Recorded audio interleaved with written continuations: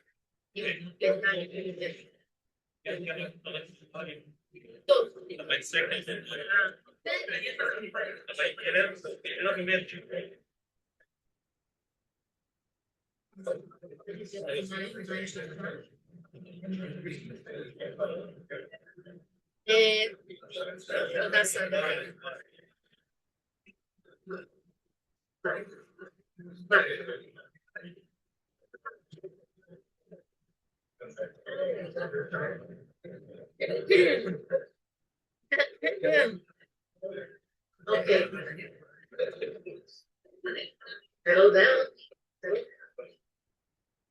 And Syrian Empire is here. Very exciting. Okay.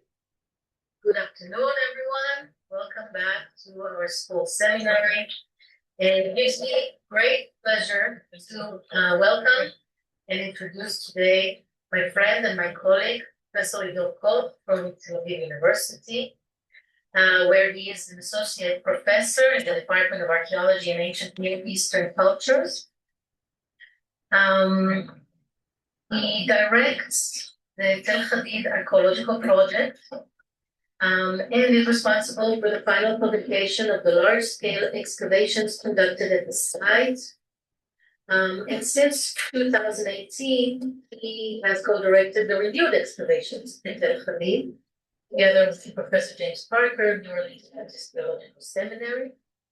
He also co-directs the projects on the village of Haditha, together with Professor Yoav Alon, the project funded by the Israel Science Foundation. He is co-director of the STEM Seals from the Southern Levant project. If you don't know what that is, I suggest you just go online and write STEM Seals from the Southern Levant, and a whole new world of iconography and visuality will be revealed to you. In this project, he co-directed together with Professor Christoph Rüdiger. No, it's written not wrong. Rüdiger from the University of Zurich, and Professor Sylvia Schroer from the University of Bern, and Professor Stefan Munger, also from Bern. And this is funded by the Swiss National Science Foundation. He co-directs the Tel Hasila excavations together with Professor Asaf Landau and Mrs. Yelena Elgart Sharon from the Eretz Israel Museum, and with yours truly right here.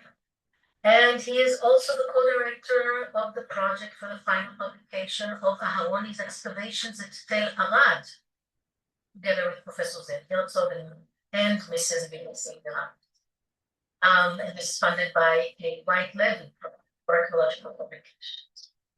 In addition to all that, because he's not this enough, Koch serves as editor-in-chief of Tel Aviv, Journal of the Institute of Archaeology at Tel Aviv University, and is a member of the editorial boards of other scholarly journals, and recently also a member of the board of ASOR. Right? Not update. No. Okay. So, please join me in welcoming Ido today to speak about Home and Away, studying the deportations to and from the Southern Levant during the age of the Neo-Assyrian Empire. Thank you, Ido. Okay. For this very kind and generous introduction. Good afternoon, everyone. I'm very happy to be here and enjoy coming and visit Haifa, and I'm very happy to present some of the insights of the study we conducted at Tel Hadid over the last 7 years in search of deportees. This is a fine case study of forced migration or deportation, a phenomenon that shaped humanity since the second millennium BCE, and one of the main aspects we have to consider is that the act of removal and forced settlement in a new place, in a different environment, different climate, different language and culture, creates a kind of foreignness and uprootedness that accompanies people's rather lifetime and might continue over generations to come. Question is, and this is what I'm trying to explore and elaborate during the study at Al-Hadid, is how can we archaeologically identify this transformative experience of uprooted people. Now, the study of forced migration or the study of migration in archaeology is about the same age as archaeological discourse or archaeology as a discipline. And back then, in the late 19th and during most of the 20th century, migration is more the best explanation to any change archaeologists have identified in an archaeological site, in a region. So if there is a change in pottery production, in culinary practices, in anything that can be identified in the material record, it was explained as caused by migration. Nowadays, things are more nuanced, and the study of migrations in the archaeological record is more refined than before, but the study of forced migration was kind of neglected or less present in the archaeological discourse until about a decade ago. The refugee crisis over the last 2 decades has led archaeologists to wonder how can they change the way they understand this human experience. There are studies on modern refugee camps in Greece, in northern Mexico, southern United States, but it mainly caused archaeologists to ask, did we miss something in this very deep human experience that is a thread in human history since very early of human culture. Now, this wondering of archaeologists was, when I spoke about that with colleagues from the Bible, from the Department of Biblical Studies in Tel Aviv and biblical scholars from Europe, they were kind of surprised that archaeologists discovered how important these events are in human history, mainly because, and sorry for this Orientalist picture, because biblical scholars have dealt with how transformative this experience can be through let's put it this way, the Hebrew Bible is the only testimony of uprooted people that we have from antiquity.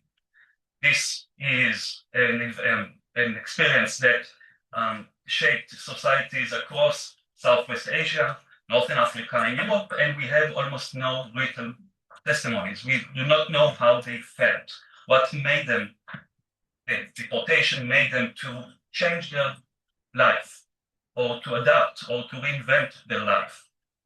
So in the Hebrew Bible, we have these glimpses to what the experience was, but we have to take in consideration that deportations or forced migrations is a phenomenon that can be identified across history up until the modern era. Can I? Shirley, how much time do I have, by the way? Hours. 40. A minute is good. Okay.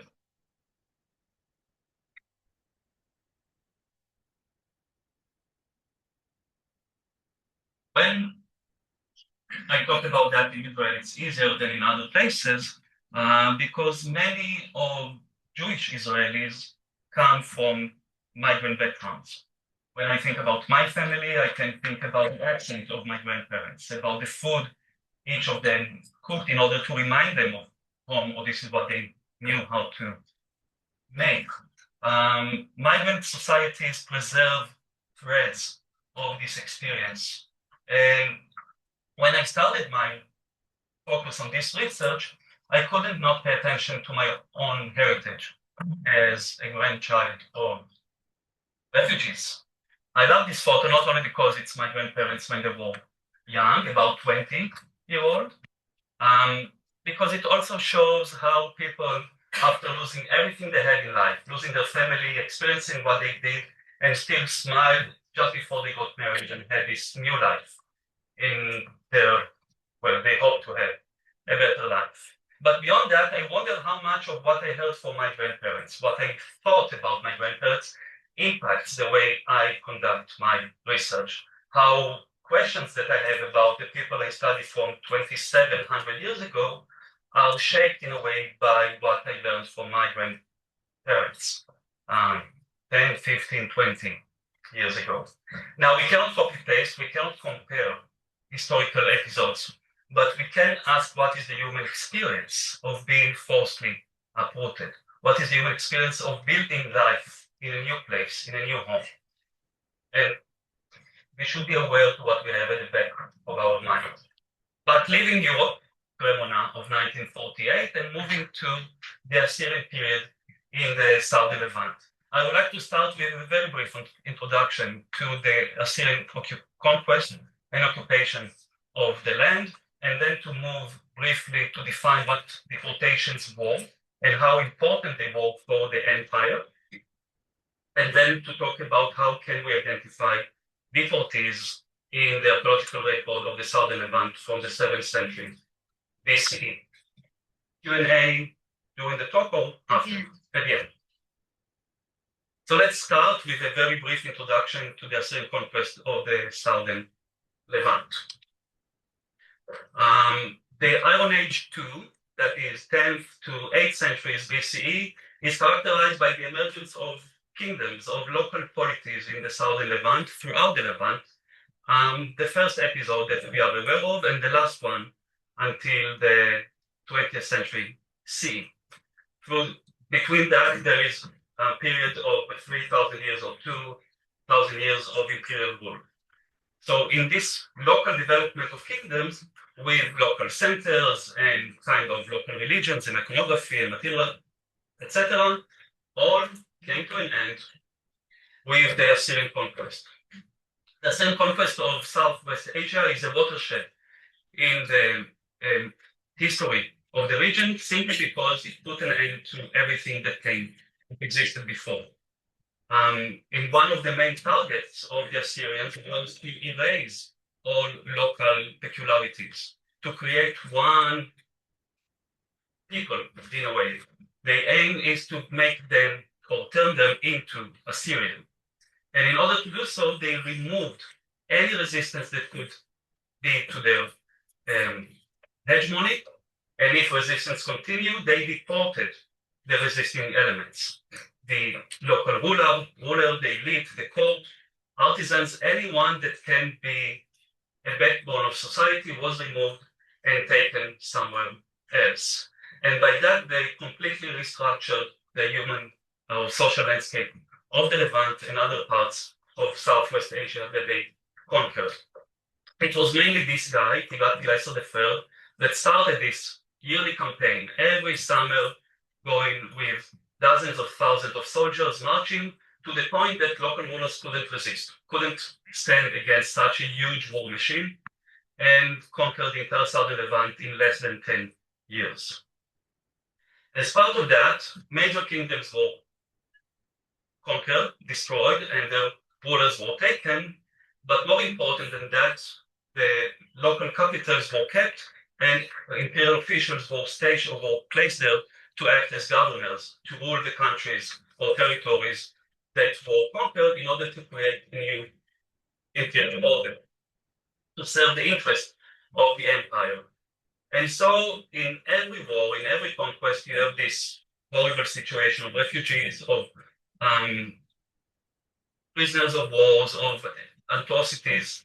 But under the Assyrian Empire, you had mass movement of people. The same system, that same soldiers to the front, took people from the front and brought them into the heartland. A practice that started in Mesopotamia in the 3rd millennium BCE in small scale, became a huge system during the time of the Assyrian Empire. And according to an Assyriologist from the University of Munich, Karel Radner, about 4 million people were moved during this 100 years of Assyrian rule over Southwest Asia. This is quite a large percentage of the population of the region. The reason following Shirley's comments. Sorry. The reason why deportations were conducted in such a systematic way is that they serve the needs of the empire, not only to remove resistance, but to build the empire from within. So everybody was a target of deportation. The ruler, the elite, artisans, even farmers, even simple villagers were sometimes taken to somewhere else. And towards the end of the 8th century, the Assyrians started to send people instead of those that were deported. So up for the first 2-3 decades, you got empty pockets of places that people were taken from. And during the time of Sargon II, people were sent instead to populate places that were locales that were needed for the functioning of the empire. As such, the deportations were not death marches. They were planned, organized, supervised by officials. The deportees got water, shelter, food, clothes, whatever they needed to survive the march. They mainly were sent to the imperial heartland, the big Assyrian cities in the upper Tigris, or to colonial centers spread mostly in the Jazeera, south and northwest Iraq, northeast Syria, or if you were really bad boys, you were sent to a gulag in the Iranian plateau, or Anatolia, or the southern Levant, the frontiers against the other forces that threaten the Assyrian interests. Now, even though they were provided shelter and food and water, whatever they needed, still it was probably the most traumatic event you can experience. Your king and leaders were executed. Your home was probably burned down or destroyed or damaged during the war. Your gods were either killed or taken as booty to the temple, in the great temple in the Assyrian capital. This is called god netting in the Assyrian study. So all of your life is destroyed, and although you got the supply to march, still you had to march 2 weeks, 3 weeks, 1 month to an unknown destination. And then you found yourself in a new place with a totally different landscape, totally different climate. Everything is awfully different. And then you have to reinvent your life. Then you have to create the ability to survive this experience. And this is why the testimony in the Hebrew Bible is so important, because it gives glimpses to how these communities were able somehow to survive the catastrophe and create themselves a new place, a new home. When we look at this following Assyrian inscriptions on what they have done in the southern Levant, it's quite clear that the entire region was completely restructured, with dozens or thousands of people that were taken. And again, according to some scholars, this is the minimal number of people that were deported from the southern Levant. In a region with less than 250,000 people total, according to some estimates, this is quite a large percentage of the southern Levant that was completely removed. And we do not know how many people were sent instead. We do know, according to the inscriptions and archaeological records, that these are isolated enclaves in a whole region that was depopulated by the empire. So we know the society of the provinces under direct imperial rule was completely changed. We also hear from inscriptions that the vassal kingdoms that were stupid enough to revolt also suffered from deportations, and their society was changed. But we have no idea how many people arrived, what was their place, what was their place in the hosting society, and how were they able to build their life anew. And this leads me to the main bulk of the talk. This is about the archaeology of deportees, what we know currently, and the next part will be what we want to achieve in our excavation.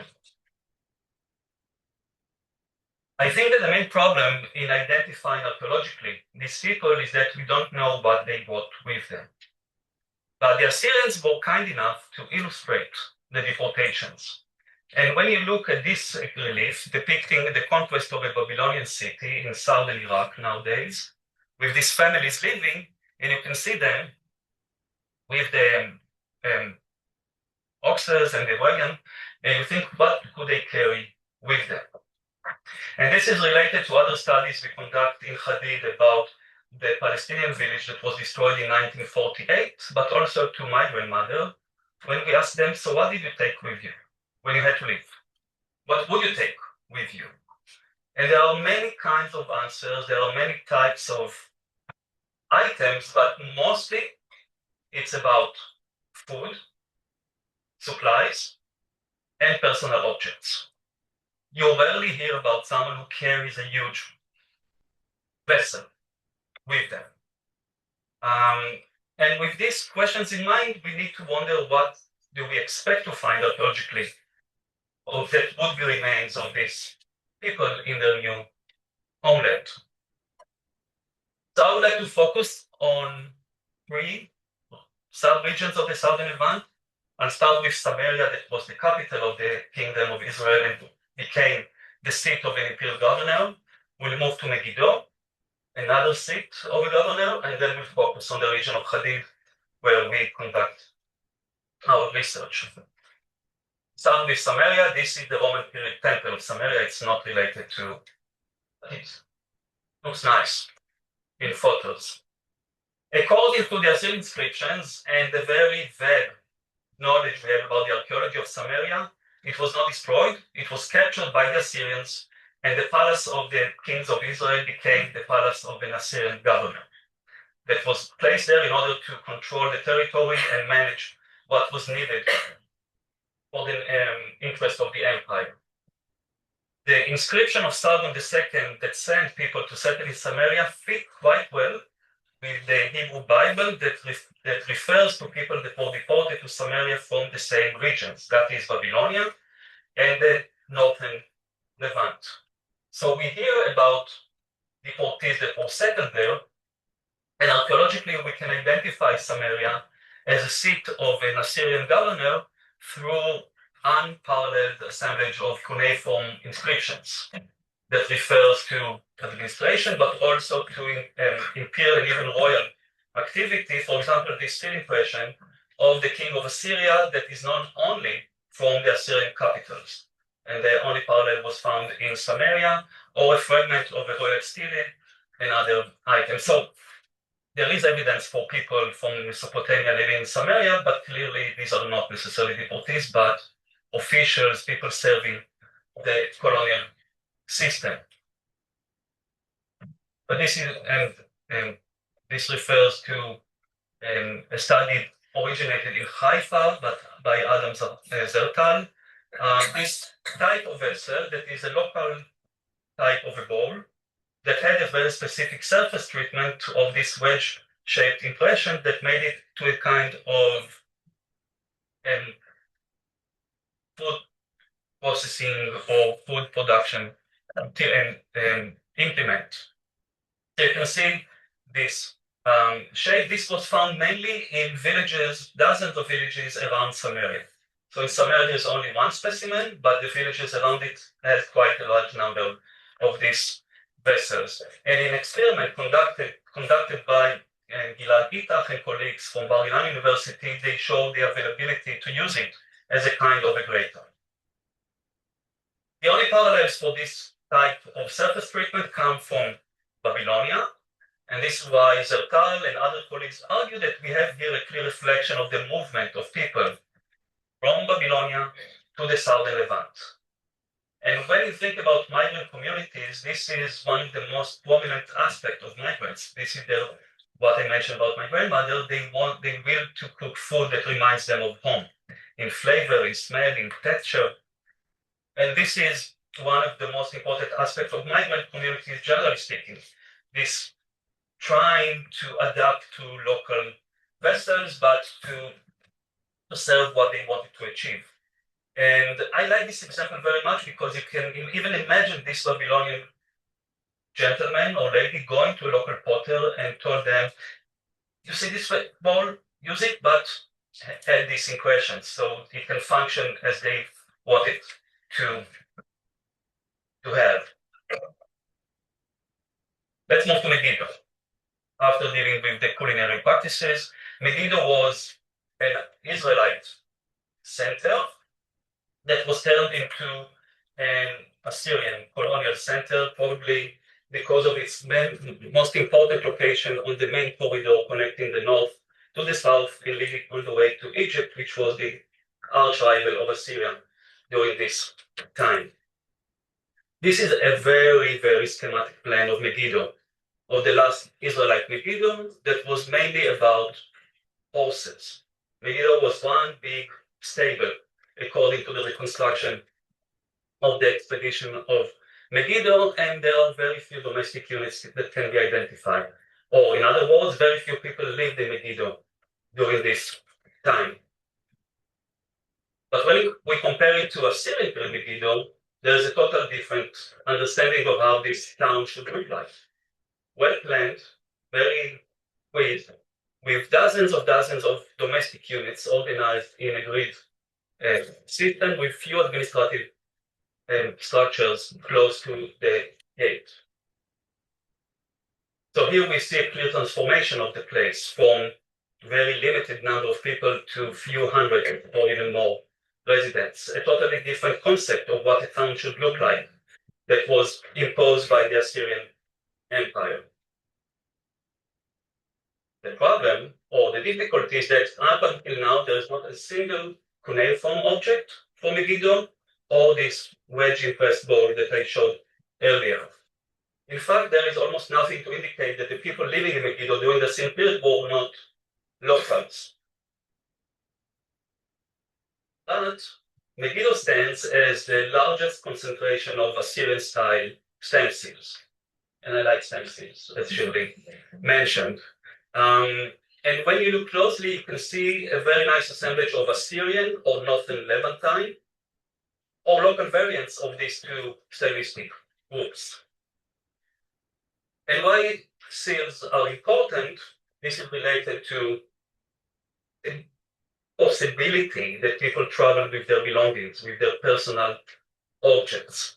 To this, I would like to add, on the left-hand side, you can see a fibula from Megiddo, found in the gate area of Megiddo, that the only parallels to that come from royal tombs in Assyria, from the capitals of Assyria. So no, I'm not saying that the queen of Assyria came to Megiddo, but that we have indications of both upper class and perhaps not upper class people from Mesopotamia, or at least people that appreciated objects from Mesopotamia as their personal belonging, in a large concentration that is unparalleled to other sites in the southern Levant. Fibulae actually arrived to the southern Levant in the early Iron Age and became very popular during the 10th and 9th centuries across the southern Levant.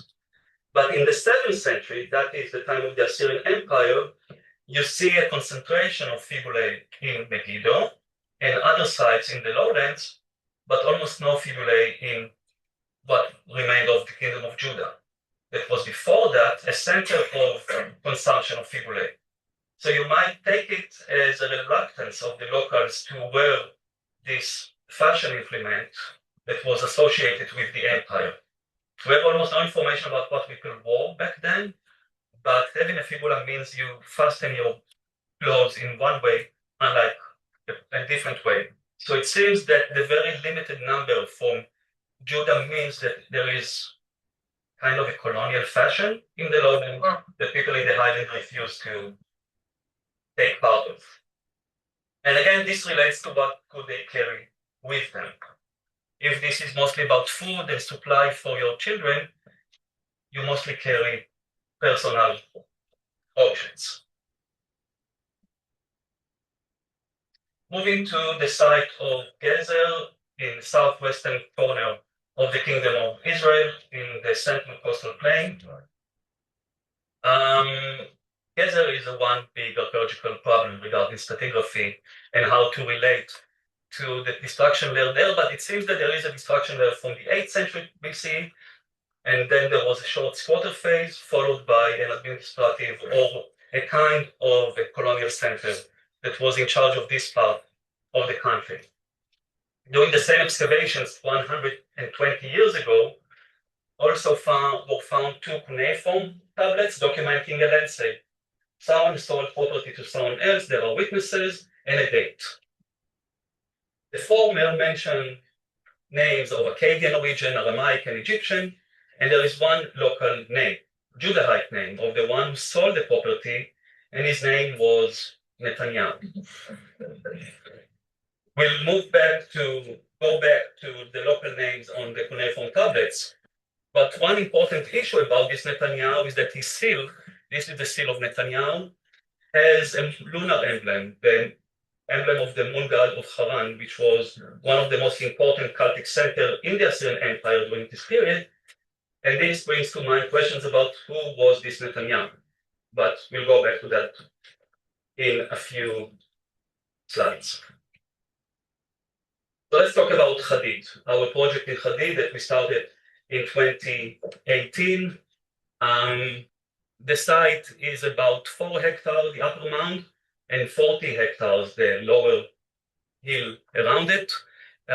What you see here are the remains of a Hellenistic period fortress that I'm not going to talk about today, but it's a nice view of the site. It's a satellite of Gezer, located about 2 hours walk from Gezer, and it's known mainly from a huge salvage excavation conducted in the 1990s. During the first month of excavation, this guy was found, another cuneiform tablet, another land sale, but this one is dated to the very, very early 7th century BCE, so possibly the first generation of deportees that are mentioned here. And all names here are Akkadian or Aramaic. The second tablet was found on the floor of the house. Right now, the only tablet found good contact from the 8 tablets known from the southern Levant of this period. And this is a debt note with a pledge. Someone gets money from someone else, and his wife and sister will stay in service of the one who gave the money until the money is returned. And in this case, the one who got the money, the debtor, is named Ahab, another quite well-known local name from the southern Levant, and also his wife and sister have local name, and there are witnesses that also echo this composite society. So we have Akkadian names and Aramaic names and Egyptian names in this region during the 7th century that perhaps can be connected to communities of deportees. But we also have local names, Netanyahu, Ahab, and his sister and wife.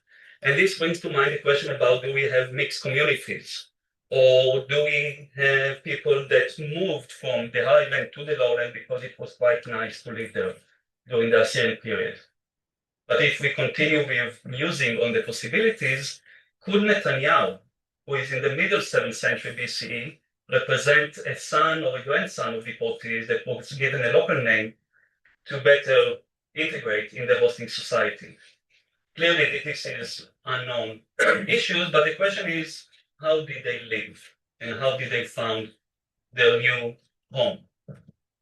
The problem is that the tablet from Hadid was found in this house that is built in local style with a large assemblage, ceramic assemblage, all local types, and nothing indicates any foreign or newcomer presence in this house or this neighborhood.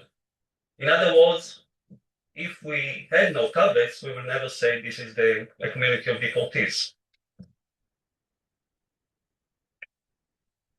And we have no Mesopotamian seals, we have no wedge impressed board, we have, again, no indications of that, and hence we decided to try and find something else. I mean, we are still looking for everything, but the focus is on small objects and perhaps on practices. This is a map of our excavation areas, including the huge salvage excavation that is delineated in the red, and we'll focus on the northeastern slope of the site in our areas A upper and DB, alongside area A5 from the salvage excavation. We'll start with A5, where this residential quarter was found. There are at least 4 or 5 houses that were found there. 2 are quite well preserved, so you can reconstruct the plan. The tablet was found here in the central room of this house. There are at least 2 phases of occupation. One are the destruction or abandonment on the floor of the houses. Another one was found in a refuse pit that reflects probably an earlier phase of this settlement. The refuse pit was found in area A upper that was open as close as possible to the area of the salvage excavation. This is an ortho of the area, and it was all covered by a thick layer of refuse, and mostly in this trench, about 2 meters deep or high of refuse, of a large assemblage of ceramic vessels that indicate the earlier phase of occupation of the houses, but also is now being conducted in a large-scale organic residue analysis to see what can we identify there. Right now, we have 8 different types of oil, but we are trying to understand what could be local and what not. But again, I like seals, so we'll focus about this one that was found here next to the bulk. And this is a stamp seal made of mother of pearl and engraved with a lunar emblem that both attract or have some significance. The mother of pearl, the species, lives in the Indo-Pacific Ocean, probably more Indo and less Pacific in the 7th century BC for our needs, and mainly closer to us is the Persian Gulf or the Red Sea. The 7th century, already in the 8th century, saw an increase on the number of decorated shells in the southern Levant, some beautifully large elaborated shells with beautiful engraving, but this is the only seal we are familiar with made of a shell from the entire southern Levant. As Shirley mentioned, I co-direct a project that we document all stamp seals found in the southern Levant. Right now, we have 12,800 items in our corpus. None is made of shell. So it is unique, and the question is whether it was brought by someone from afar or arrived at Hadid and an unsuccessful artisan tried to make it into a seal. The engraving is schematic, but still we identify it as a lunar symbol on the right-hand side, a moon crescent on top of a stand that can be compared to this one, for example. And on the left-hand side, there is a schematic anthropomorphic figure in a worshipping scene in front of an altar that can also be compared to depictions on stamp seals from this period. And I remind you, this is the seal of Netanyahu from Gezer. So it seems that the society in the Levant, in the western part of the empire, embraced this lunar symbolism during that same period. And the question is whether it's because of fashion in the colonial society, but it's clearly spread across the southern Levant.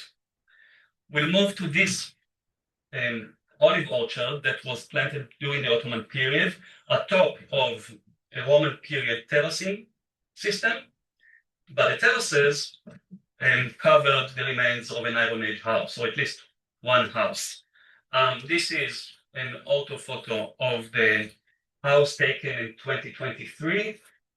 What we reconstruct here is the outer wall and 3 pillars that can be comparable to the houses excavated during the 1990s. This is a side view, so I hope the pillars are better seen in the section. Clearly, they're stuck in the section underneath an olive tree. So we don't know how to continue from there. What we do know is that the surface is a smoothened bedrock with 3 storage jars on top of it, one leaning against the wall, so clearly we have a kind of a space. And here we collected everything, sifted everything, and we hope to conduct here some analysis of the animal bones and other indications that can identify practices, domestic practices. And the idea is to compare let's call it, indication of practices from this house to other houses, and there might be something different, something that is not does not fit to the normal or the common pattern that might be observed in flint knapping, in stone processing, in cooking practices, in animal exploitation, something that might look not local. And by that, we might be able to identify people with different way of living, with different practices. So to conclude, when we look to identify deportees in the archaeological record, the main evidence we have still are written objects, cuneiform tablets and other kind of objects with inscribed names that can be identified as non-local. I want to emphasize this is not Pots and people. We are totally aware to the complexity of the colonial society of that period, and that there might be different reasons for why we identify this or that name in the archaeological record. But this is the main indications we have, and based on that, we can locate sites that otherwise there are no indications that they were populated by non-local people. Then we had the wedging press balls from Samaria in the region that might reflect a new culinary practice that was brought from afar and then spread among the local society. And the third point is the seals and small objects that might be related to people bringing with them their amulets. I didn't say it in the right slide. While I'm saying seals, most of these objects were not used for sealing or administrative purposes. They were used as amulets, as charms, or necklaces, or bracelets during this period. And we started in 23, then there was or has been the war, and we hope to continue this summer and to identify domestic practices in Hadid that might be compared to or be different or similar to practices at other sites in the southern Levant, and by that, maybe, perhaps, possibly, we might identify these newcomers. Thank you for your attention, and I'll be happy to hear your questions.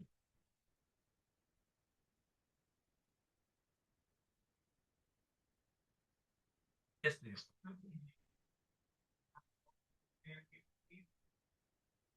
In total, across the Assyrian Empire, estimates range between 1 million to 4 million across the empire.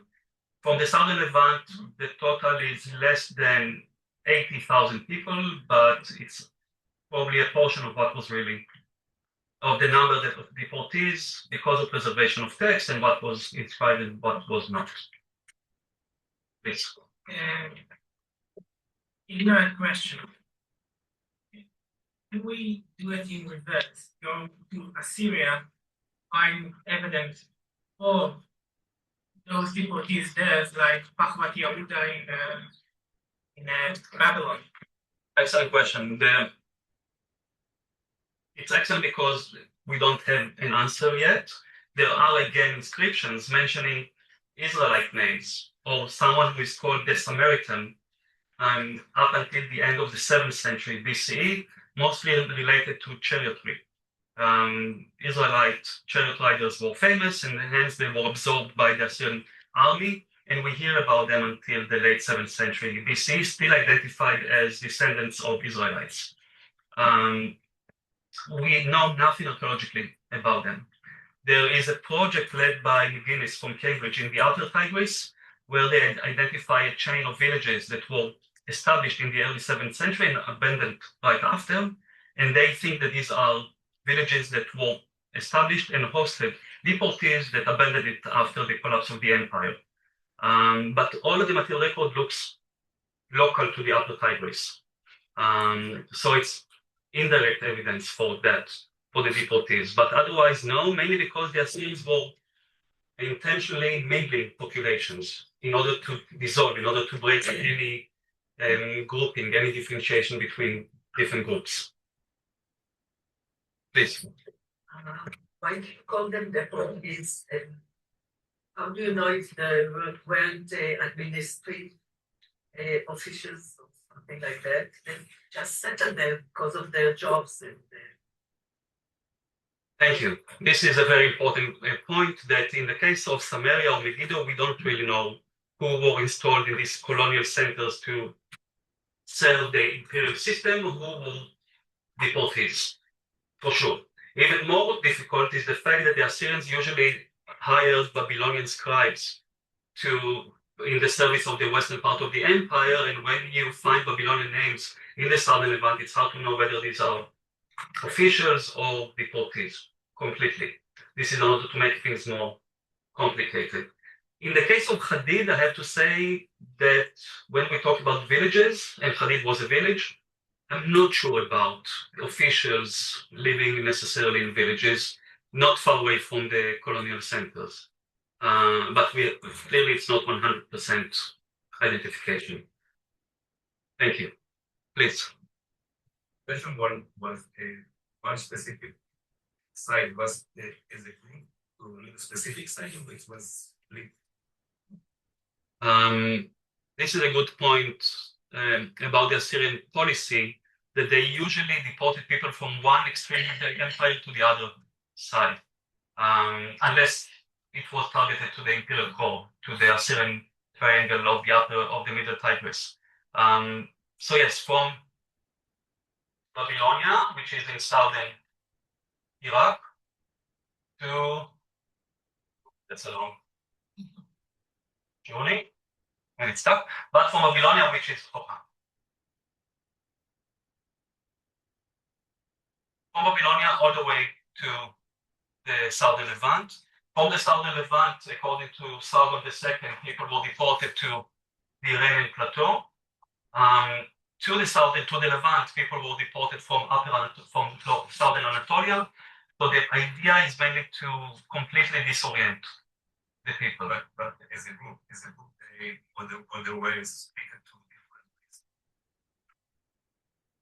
According to the Sargon II, which is the only explicit reference to deportation to the southern Levant, he deported Babylonians, Arabians, and people from the northern Levant.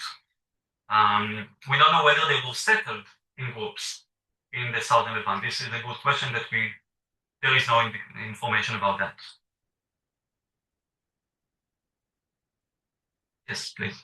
Do you have any evidence about the culture that's rooted by is here, like Sumerian? Whether the culture, iconography on stem cells tells a lot. But this is again the question related to officials or deportees. We do not know to differentiate whether this new iconography that spread in the southern Levant during the 7th century is the result of imperial initiative or something that emerged in this colonial society under the empire. It is still distinct that this iconography hardly enters the highland around Jerusalem, and to a very limited degree also to other parts of the southern Levant. So it can be identified as Assyrian imperial or colonial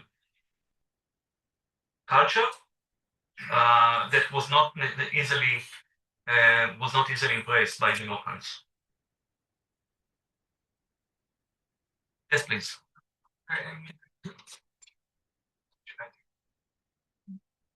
Yes.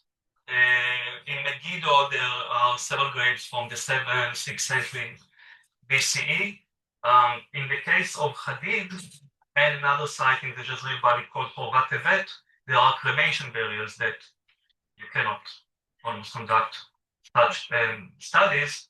But yeah, it would be even more productive to conduct stable isotope analysis that can perhaps trace the journey or the origin of some of the individuals, because DNA is more tricky in this regard.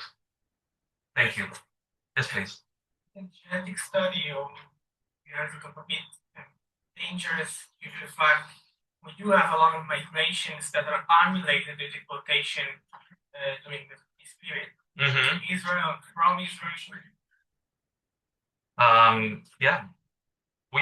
In Hadid, we are aiming to conduct this analysis. We have started on animal bones and human bones in hoping to identify that. But clearly this is archaeology and archaeological sciences can indicate arrival of people, but to identify whether they are deportees, officials following this very important question, it's impossible. But at least you can trace movement during this period. Yes, please. Do you have any indication if specific communities migrated to this place or not? During the Assyrian period, because the Assyrian king told them to do so. No. In the case of, absolutely. Unlike regions that prospered during what used to be the Kingdom of Israel or the Kingdom of Ashdod, many of them were destroyed and abandoned for centuries. The Assyrians focused their attention to the main topographic corridors connecting the northern Levant and Egypt because this is the main problem they had to face with.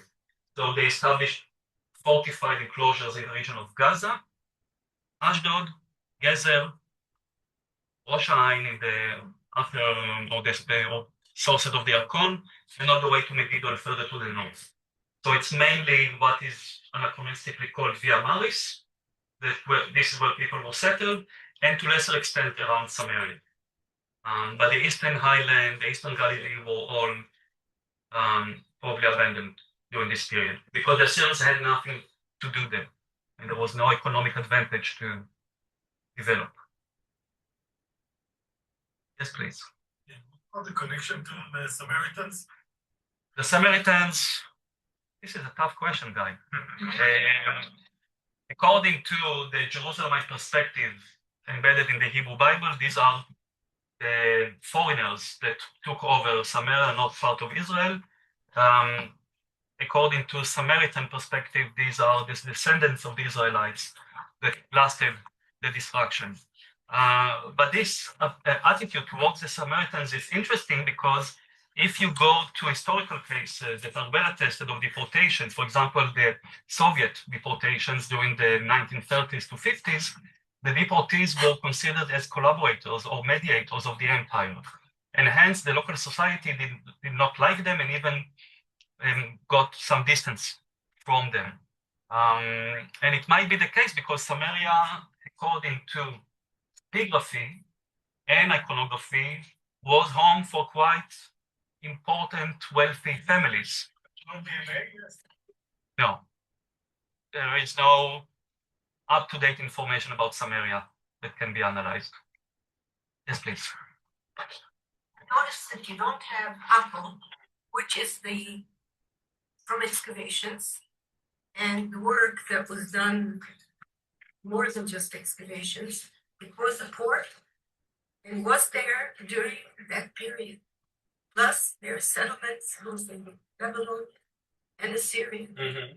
And I think a lot of it has been published, more or less, by Killebrew et al. So I think that the idea that you have a port, and if we go back to the late Bronze, Mm-hmm. we realize that the port is very important for contacts, especially towards the north and towards Egypt. Mm-hmm. So I think Akko should be placed there because it has quite a bit of material from that period. Thank you for the comment. I will add that I did include Kaysan, where another connection tablet was found, and probably a kind of a guard list or ratio list. But I will add Akko. But a lot of that although the Via Maris is very important, and I don't underestimate it, the sea route is a very important one. Definitely. And so that has to be added. Oh, it was recorded. Thank you. Yes, please. In fact, did the deported people live in the local places where they were transferred to? That's an excellent question. In the case of the southern Levant, archaeologically, it seems that Samaria and Megiddo lasted beyond the collapse of the Assyrian Empire. And if they were populated by officials and possibly deportees, it means that these communities somehow lasted. The case of Samaria is illuminating because Wayne Horvitz of the Hebrew University argued that on the coins from the Persian period, you can identify cuneiform signs. So they even preserved their Akkadian heritage as part of their group identity during the Persian period. In other parts of the southern Levant, at least currently, we have almost no information beyond these two main sites.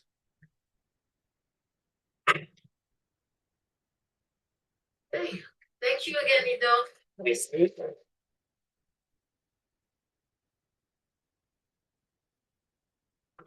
Students of the seminar, can you wait just 1 minute? Actually, I'll say it right now. I want to remind you that on January 5th, there is no class. Okay? I don't know if you have it in your diaries. January 5th, Monday, not a Monday, it's Thursday. According to the, yes, I know you have this on Monday, but it's Thursday.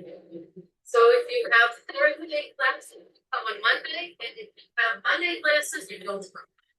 So that's it. And what is it's Tuesday? It's Tuesday. And we will meet again here next week for our discussion. Please.